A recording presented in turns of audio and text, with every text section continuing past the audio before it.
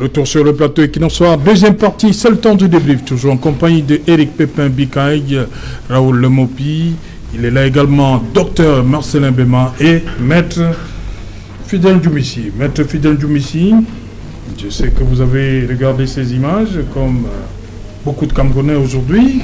L'armée parle d'un incident doublement mortel ce matin à Bouillard. Oui, c'est déjà, votre appréciation. C'est déjà bien que le ministre de la Défense puisse reconnaître cet incident et s'indigner et regretter cet incident. Et il faut relever que les responsabilités sont partagées dans cet incident-là. Oui. Et que la réaction du gendarme a été vraiment disproportionnée, oui, par rapport au fait commis par le conducteur du véhicule qui a refusé d'obtempérer. Et je pense que... Et le communiqué dit, l'un des gendarmes a, au mépris du sacro-saint principe de précaution, procédé à des tirs de sommation dans le but d'immobiliser le véhicule. Au mépris du sacro-saint principe de précaution. Oui, c'est pour ça que je dis que la réaction était disproportionnée et qu'il n'a pas pris les précautions. Et il aurait dû ne pas tirer sur le véhicule. Il avait d'autres possibilités pour empêcher le véhicule de circuler. Il pouvait trouver un moyen pour immobiliser le véhicule et procéder à des fouilles appropriées, à des fouilles qui étaient nécessaires. Donc, je pense que avoir utilisé son arme, même s'il l'a utilisé dans le but de sommation, et que cela s'est retrouvé dans le véhicule, ça a été une erreur, ça a été une faute de la part du gendarme de faire recours à son arme, d'utiliser son arme dans ce genre de situation.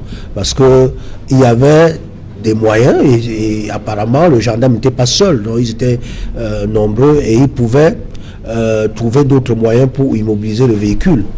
Et bon, il y a les populations qui ont réagi et là il y a eu justice populaire, oui, ce qui n'est pas bien, parce que lorsqu'il y a un fait qui est commis, les populations devraient normalement plutôt arrêter l'auteur et remettre entre les mains de la sécurité, entre les mains de la justice. Et je saisis l'occasion ici pour saluer les populations de Bandia, dont je suis originaire. Oui, vous vous souvenez, il y a quelques jours, il y a un chef de gang qui a été arrêté là-bas et qui a été déféré au parquet. Et à la suite, le procureur l'a libéré. Il s'est retrouvé au quartier pour narguer les populations. Les populations ont pris le soin de manifester et le préfet était obligé de les calmer et de ramener et de faire qu'on arrête le chef de gang à nouveau pour remettre à la justice. Donc, et vous voyez que ces populations de Bandia n'ont pas lynché ce malfrat. Et là, je salue ce civisme-là. C'est ce civisme-là qui doit être un exemple pour tous les Camerounais. Donc, il ne faut pas que nous soyons partisans de la justice populaire, de la vindicte populaire. Dans un état de droit, il y a eu mort. Oui, il y a mort d'homme, mais la réaction ne doit pas aussi donner lieu à un mort d'homme. Ça fait une mort plus une mort, ça fait déjà deux. Si on s'était arrêté à un seul, on aurait gagné un Camerounais, même s'il a commis une infraction. Peut-être qu'on pouvait le passer au tribunal, le juger et peut-être le faire punir autrement, puisqu'il n'y a pas, même si la peine capitale existe dans notre code pénal, il n'est pas toujours exécuté. Même si le tribunal arrive à prononcer une peine capitale, il y a toujours possibilité pour que le président de la République puisse lui accorder grâce et qu'il peut survivre. Donc, la vindicte populaire, la justice populaire n'est pas une bonne chose dans un état de droit. Voilà. Docteur Bema, moi je veux qu'on s'arrête sur l'attitude du gouverneur de la région du Sud-Est, Bernard Okaléa Piraille. Qui précise que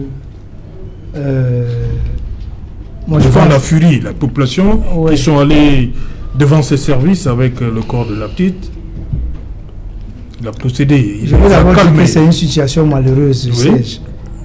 Ici, là, je donne l'occasion de présenter toutes mes condoléances à la famille éprouvée.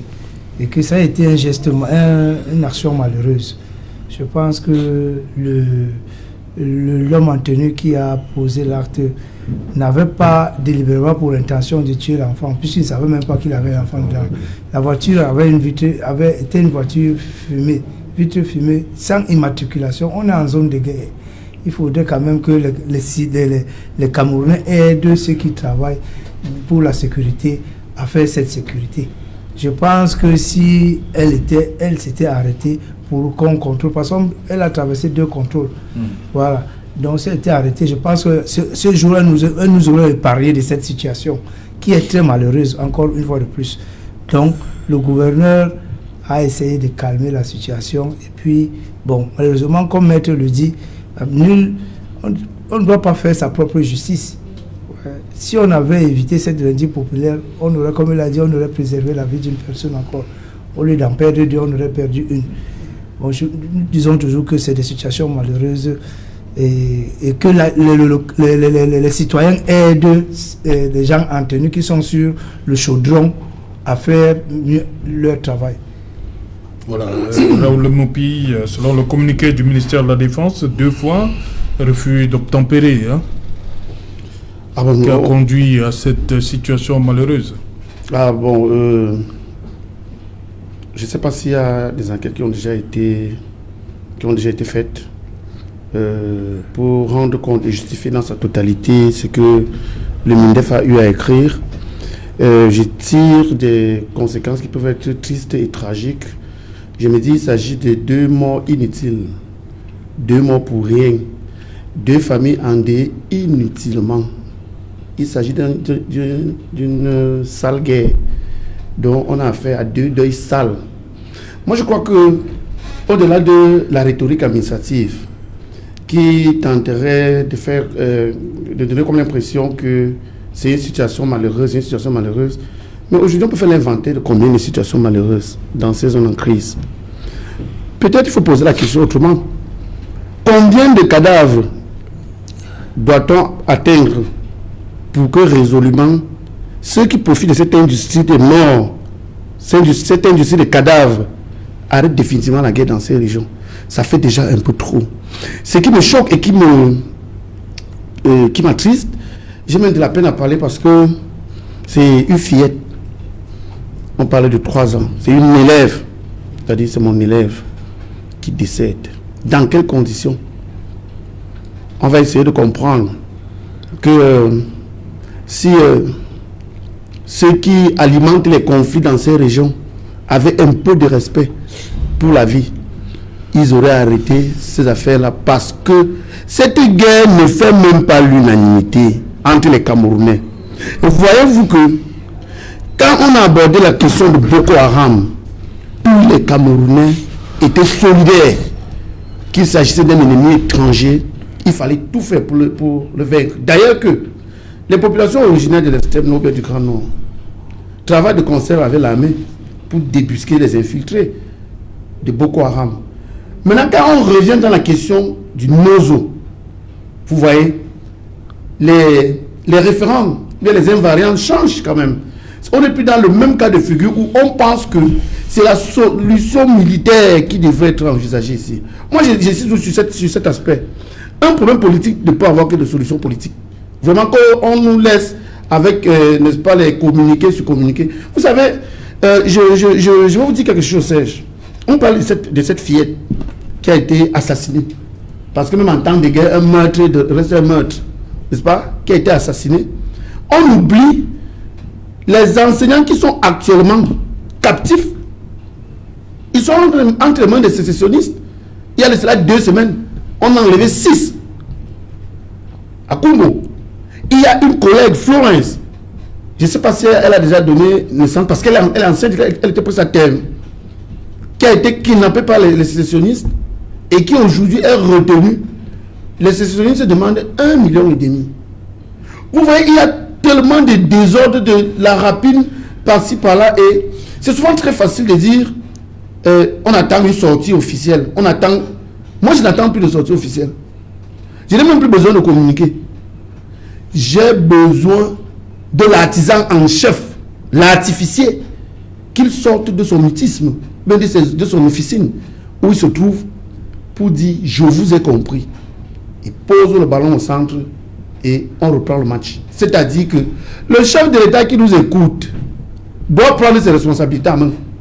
Il est le chef de l'État. Il n'est pas simplement là pour régner, il est aussi là pour gouverner. Qu'il gouverne donc maintenant, qu'il prenne des mesures fortes et que toutes ces affaires-là s'arrêtent, que la vie reprenne comme on la connaît. Faute de cela, le MINDEF va sortir le communiqué. Est-ce que c'est le problème du MINDEF là-bas? Tel ministre va sortir le communiqué. On fait quoi avec le communiqué là où les balles sifflent? Donc, je n'attends plus. Moi, je dis que la solution est politique. Je l'ai dit et je reprends. La politique, la solution, monsieur, je suis de la société civile. Tu es politique. Alors, docteur Mbema, oui. Je suis de la société civile. Oui. Alors, je dis bien ceci. La solution est politique. Surtout que nous avons encore un acteur central de cette question qui est vivante. C'est le chef de l'État lui-même. À la conférence de Foumani, il était là. En 61, il était là. Il connaît comment tout a été noué. Maintenant qu'il dénoue et qu'il permette aux Camerounais de vivre tranquillement, la seule chose qu'on lui demande, c'est que cela. On ne demande pas plus que ça. Donc, Serge, pour me résumer simplement, le communiqué de MINDEF, vraiment, me choque peu. J'attends le mot de l'artificier en chef qu'il sorte pour siffler la fin de la récréation et que les choses reviennent à l'autre. Voilà, Éric Pépin Bikaï, une fois de plus, l'école paye le prix, hein, on va le dire. C'est une situation que tout le monde a décriée. On a tous été attristés en journée lorsque nous avions reçu via les réseaux sociaux cette information, parce que nous, de la jeune génération, l'âge de cette fillette correspond exactement à l'âge des enfants que nous avons à la maison. Donc, une fois de plus, je me suis retrouvé dans la même situation que cette maman-là, à travers ma fille et bien d'autres de ma génération. C'est pas opportun de pouvoir faire de la récupération politique sur un décès de cette fille-là, mais également sur le décès du jeune Voro qui a été lâchement lynché par la population. Je pense qu'au-delà de faire une analyse sur les premiers communiqués qui sont arrivés aussi rapidement, il y a des zones d'ombre qui perdurent par rapport à cette bavure policière, militaire. Déjà l'angle de tir. Et pourquoi tirer à cet endroit lorsqu'on veut faire une sommation pour quelqu'un qui n'a pas voulu obéir à une obtempérée?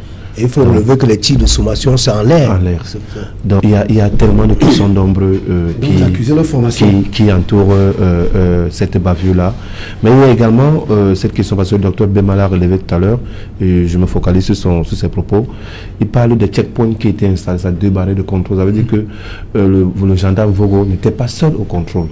Qu'est-ce qui s'est passé avec ses autres camarades quand il y a eu cet incident? N'ont-ils pas essayé de créer un cordon de sécurité pour le conduire vers un endroit plus sécur afin que la justice puisse faire son enquête?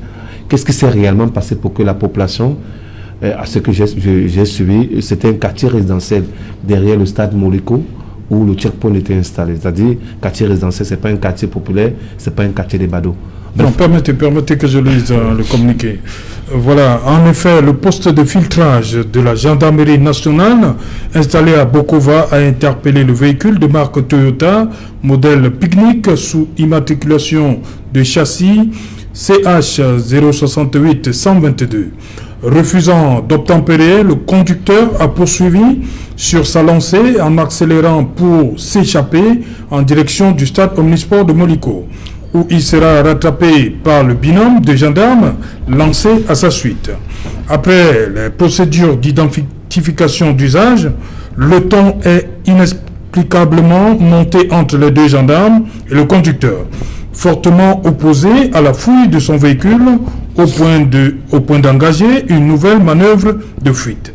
Dans une réaction inappropriée, inadaptée à la circonstance et manifestement disproportionnée par rapport au comportement irrévérencieux du conducteur, l'un des gendarmes, au mépris du sacro-saint principe de précaution, a procédé à des tirs de sommation dans le but d'immobiliser le véhicule.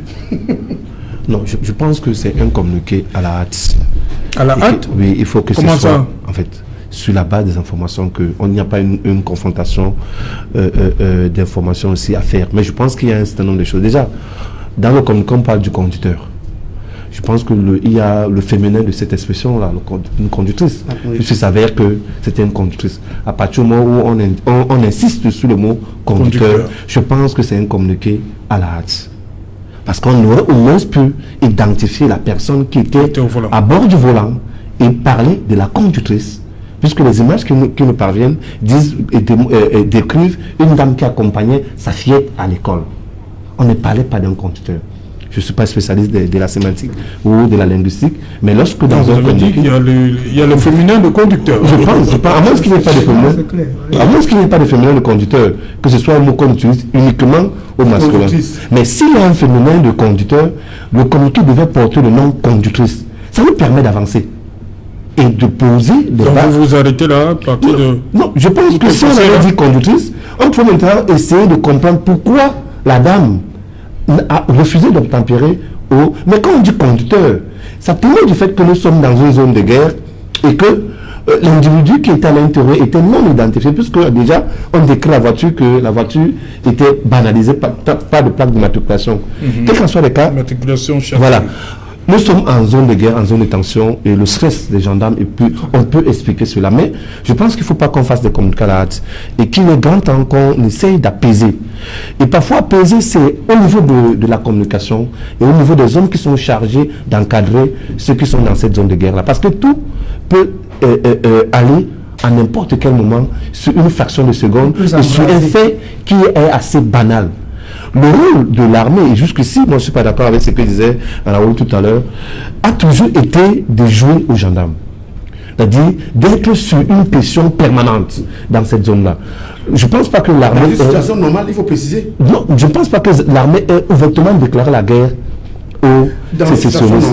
Je pense jusqu'à présent que nous sommes dans une situation où l'armée fait ce qu'on appelle la police militaire. Et ils sont en train de si bien faire cette police militaire qu'il faudrait qu'on accompagne cette action de police militaire par des actions sociales, davantage par des hommes de poigne capables de comprendre le contexte. Parce qu'en réalité, même les gendarmes qui sont sous le feu des projecteurs doivent bénéficier de ce qu'on appelle le brainstorming. Quel est le module? Quels sont les éléments que les psychologues, apportent dans le brainstorming qu'on essaye de donner aux enfants quand ils sont sur le terrain? Il y a un certain nombre d'éléments. Mais je pense que le communiqué, on ne va pas s'en tenir. Il y a des éléments de précipitation dans ce communiqué. Déjà, l'auteur de la personne qui était dans le véhicule est formellement identifié à travers les images qui ont circulé. Donc il faudrait que le communiqué essaie au moins de pouvoir coller cette réalité du texte aux réalités du terrain. Il s'agit bien évidemment d'une conductrice et non d'un conducteur. Voilà. Avec autre chose à ajouter rapidement?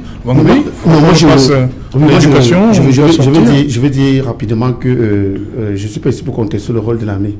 Je dis que je ne suis plus à ce niveau du débat. Il faut qu'on se comprenne très bien. Je suis plus à ce niveau du débat. Moi, je pense qu'on a trop débattu sur le rôle de l'armée. Maintenant, il faut que l'artificier en chef, n'est-ce pas, sorte de son silence et prenne les responsabilités. Il doit prendre la parole publiquement. Il doit ouvertement se prononcer sur la question. Donc, les ritournelles là, l'armée a fait ceci, les citoyens ont fait ceci. Moi, je crois que cette époque-là, ce temps-là est passé. Ça fait quand même 5 ans que la crise dure. Et on a avancé avec le débat. On peut passer toute une journée de débat là-dessus. Mais où est le président que les Camerounais ont élu? Bah, toute la question. Le président est là. Il est là, c'est toujours ça, il est là tout le temps avec ses représentants qui sont là tout le temps. Maintenant, je t'ai demandé maintenant que tu as dit que c'est une proposition politique. Je t'ai dit que toi, en tant qu'homme politique, qu'est-ce que tu proposes? Vous dites seulement qu'il faut... Demandez à la direction. Non, tu es homme politique. Qu'est-ce que tu proposes? Supposons qu'il n'a pas de proposition. Dites-nous la proposition. Non, Raoul, dis en 61 que le président Biya était à la conférence de Fumban. Je pense que ce n'est pas exactement vrai. Parce que quand on prend un peu son CV, on se rend compte qu'il intègre l'appareil gouvernemental en 62. Donc en 61, il était certainement encore à Paris, en train de passer ses classes dans ses études. Il rentre en 61 et il est intégré au gouvernement en 62.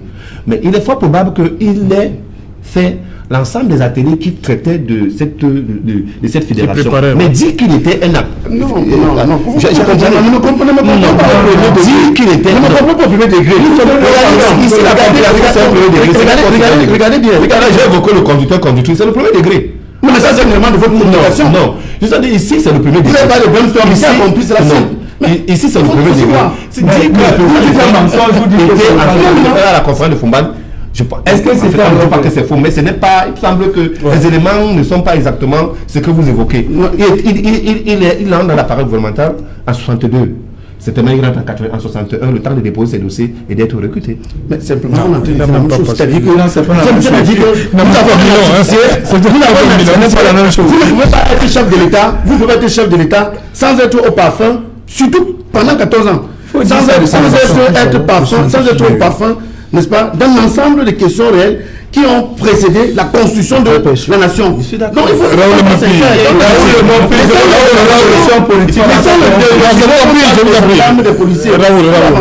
Raoul, on va terminer avec, ils attendent aussi le trop perçu là.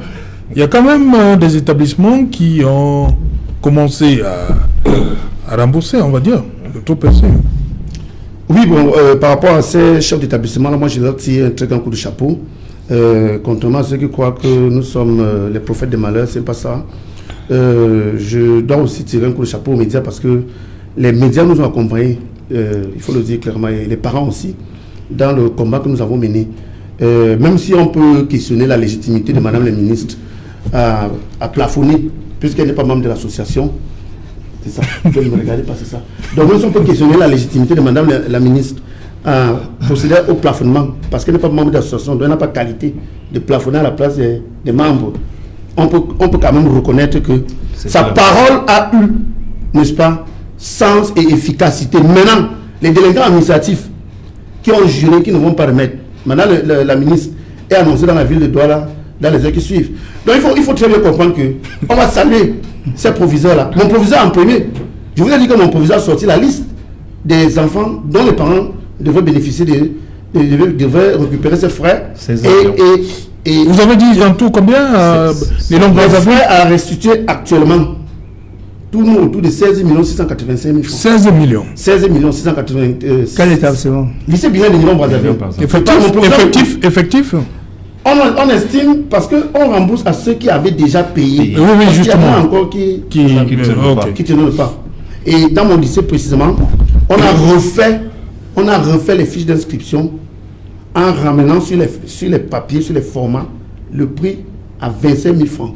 Donc, c'est une initiative louable. Toute cette semaine, mon proviseur a communiqué là-dessus en présence des parents, leur demandant de venir avec les originaux ou bien un document qui atteste que vous avez payé les 33 500 francs à la banque. Parce que le remboursement commence lundi. C'est clair. Non. Il y a des proviseurs qui sont inscrits, n'est-ce pas, dans la même veine. Maintenant, le proviseur du lycée de Ndokpassi est en train de faire le même travail. Le proviseur de Bobongo Petit Paris, il est à la fin de ce processus.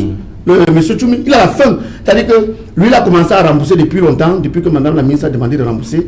Il a commencé à rembourser. Et s'il y a des parents qui n'ont pas perçu l'argent au lycée bilingue de Bobongo Petit Paris, c'est simplement dû au retard. C'est-à-dire qu'il y a des gens qui ne traînent pas là, mais l'argent est disponible. Ok. Qu'est-ce que vous dites à ceux qui n'ont même pas, qui n'envisageaient même pas ça? Mais je dis que ce sont les délinquants administratifs. C'est-à-dire qu'ils sont dans une posture de défiance à l'endroit de Madame la ministre. Et ce qui est bon, c'est que, comme c'est Madame la ministre qui a nommé plusieurs d'entre eux, parce que je vous ai dit qu'il y en a qui disent que même la voix des ministres leur chope. Bon, Madame va prendre des décisions fortes. Moi, je crois que, comme on l'annonce à Douala pour l'ajouter demain, elle doit purement et simplement chasser ces gens. Et je pense que si elle prenait le problème du point de vue populaire et pédagogique, je crois qu'il fallait qu'elle vienne à Douala avec ses nouveaux proviseurs. C'est-à-dire que quand on se rend compte que vous n'avez même pas l'intention de rembourser, qu'elle vous chasse au même moment. Mais attendez, je vous dis, elle vous chasse au même moment. Exemple, toi, est-ce que tu as même l'intention de rembourser? Bon, oui, qu'est-ce qui prouve? Donnez-moi les marqueurs physiques de cette volonté à rembourser. On va vous n'avez affiché aucune liste, vous n'avez communiqué nulle part. On tire les conclusions, vous ne voulez pas rembourser. Vous avez plutôt pensé au subterfuge avec les frais de construction et les autres frais parallèles. Là, sur place, on vous dit vous n'êtes plus proviseur. Voici le nouveau proviseur. Parce qu'il faut quand même qu'on adopte parfois des positions peut-être extrémistes. Hein. On dit que c'est encore un mot qui va énerver certains. Peut-être des positions extrémistes. Parce que si la diplomatie administrative ne passe pas, moi, on vous chasse au quartier. et puis remettre un plan, vous tirez les conclusions et puis vous rentrez à la délégation, vous reposez. Ok. Voilà, Maître Fidèle Diomissi, sur le plan du droit, qu'est-ce qui peut être envisagé pour ces parents-là, où les proviseurs ne pensent même pas un seul instant rembourser? Moi, je suis pour qu'on puisse détruire ces comptoirs qui sont installés dans les établissements publics. Les comptoirs? Oui, c'est des véritables comptoirs. Parce que chaque proviseur procède à son bon vouloir et s'enrichit et tout ça, et on vit au-dessus de tout le monde, et ça sur le dos des parents d'élèves. Donc ce comptoir-là, il faut les détruire. Pour les détruire, il faut prendre des mesures fortes. Je suis d'accord avec Raoul qu'il faut prendre les mesures fortes. Les premières mesures fortes, il faut même auditer les frais d'APE des années précédentes. Même sur 5 ans, ou même sur 2 ans, 3 ans, il faut auditer. Il faut que ceux qui ont géré puissent se rendre compte. Et pour ceux qui, pour de trop perçus, Madame le ministre doit prendre des mesures fortes. Ceux qui ne sont pas prêts à rembourser, elle doit saisir la justice, elle doit transmettre le dossier à la justice. Et de ce point de vue, ces personnes peuvent être poursuivies pour concussion. C'est-à-dire, vous avez perçu ce qui n'est pas exigé. À ce moment-là, sur le plan pénal, ils peuvent être poursuivis, et les parents qui ont payé pourront venir se constituer partie civile et réclamer qu'on leur rembourse. Et le tribunal peut prononcer la peine privative de liberté ou les amendes, et également condamner au paiement des dommages et intérêts que les parents peuvent recouvrer. Ok. Docteur Bema, il ne faut pas que les gens oublient que en fait, ces fonds ne sont pas totalement gérés par le chef d'établissement. Je crois que les APE sont aussi organisés, où ils ont des responsables pour ces gestions. Bon, peut-être c'est en collégialité, mais ce n'est pas la responsabilité totale de monsieur le proviseur. Parce que ici, les gens sont en train de fixer la fixation, c'est sur le proviseur. Ce n'est pas le proviseur qui gère totalement. Nous sommes d'accord. Merci. Oui, mais c'est un mariage qui est loin d'être incestueux entre le proviseur et le président d'APE. Il faut également le relever. C'est des complices. Voilà, c'est un mariage qui est loin d'être incestueux. Et on comprend cette complicité qui... Le ministre adressait en août dernier au chef d'établissement. Dans la salle, il n'y avait pas le président d'APE. En fait, c'est parce que c'est l'établissement. C'est le chef d'établissement. Parce que le ministre sait que le vrai président de l'APE, c'est le vrai président de l'APE, c'est moi qui avais la parole. Oui, je disais que c'est un mariage qui est loin d'être incestueux. C'est vrai qu'à côté, il y a l'association, mais il y a l'établissement qui soutient cette association-là. Quel qu'en soit le cas, on ne rentre pas dans cette... c'est ce que disent les thèses. Moi, il est important de faire respecter la parole de Madame la ministre. Exactement. Et du fait également que dans les ménages, c'est un peu difficile ces jours-ci. Beaucoup de parents ont perdu leur emploi du fait de la Covid-19. Donc, c'est difficile pour les parents d'envoyer les enfants à l'école. Okay. Ça peut être également un élément pour les permettre d'un peu de souffler. Voilà. Il y a certains établissements, par exemple, comme le lycée de Bilingue de Bipanda, il faut insister. Parce que 43 000, il y a un trou perçu de 18 000 francs à rembourser. C'est énorme. Ça couvre entièrement les frais d'examen pour les parents. Ça achète les livres. Voilà. Les enfants dans les cas d'examen. À 18 000 de parents. Donc 18 000 de trop perçus. C'est énorme pour le lycée de Bipanda, 43, mais c'est énorme. C'est énorme. Voilà. C'est même mais ils font des bons résultats là-bas. Hein? Oui, il n'y a pas de souci, mais il faudrait qu'ils s'arriment à la norme. Ils ont à peu près 7 000 élèves, donc il y a beaucoup d'argent aussi là-bas. 10 000, c'est la moitié du SMIC. Hein? Oui, c'est énorme. Okay. Il faut qu'il y ait cet argent. Merci, cher monsieur. Merci, Raoul. Merci beaucoup. Merci, docteur Bema. Merci à vous, maître Fidèle Diomissi. Je vous en prie. Merci à Eric Pépin Bikaï. Voilà, madame, monsieur, nous sommes arrivés au terme de ce numéro et qui nous soit, on se retrouve demain lorsqu'il sera 19h. Bonsoir. Bon demain.